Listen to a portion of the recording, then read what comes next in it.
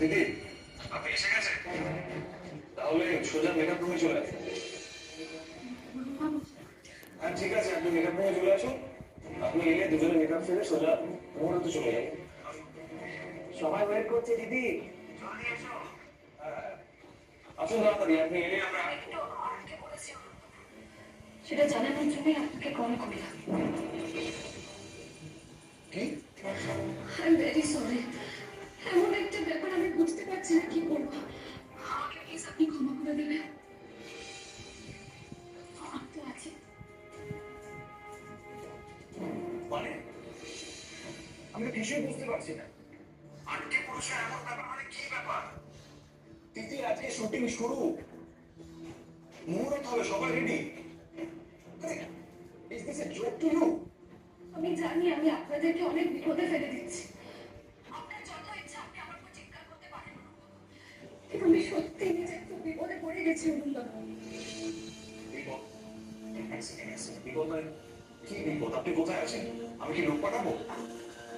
মানে ওকে পাঠিয়ে কোনো লাভ হবে না অরুণবাবু। আমি আপনাকে ঠিক করে বোঝাই। আচ্ছা ঠিক আছে দিদি, শোনো, বলছি তোমার কতক্ষণ লাগবে? মানে ততক্ষণে না হয় আমরা অরুণবাবু শর্টগুলো নিয়ে শুরু করি, তারপর।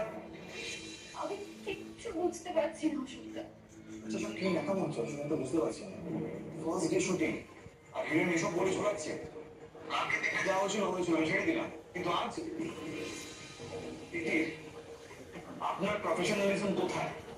শুটিং এর দিন কেউ মরে গেলেও নিজের কমিটমেন্ট ছাড়ে না। দিদি তো এরকম ছিল না।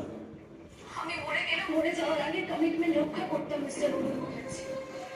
এটা আমার নয়, অন্য আরেকজনের জীবন মরণ সমস্যা। আমার পরিবারটা ভেসে যেতে বসেছে অরুণ বাবু, আপনি কেন বুঝতে পারছেন না?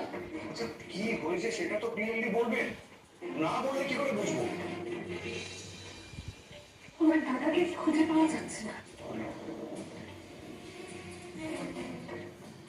সে কি পুরো কি? আমার সমস্যা, তাও আমি আপনাকে বলতে বাধ্য হচ্ছি। কাল রাতে দাদা বাড়িতে অশান্তি করে বাড়ি ছেড়ে চলে গেছে। কোথায় গেছে, কখন গেছে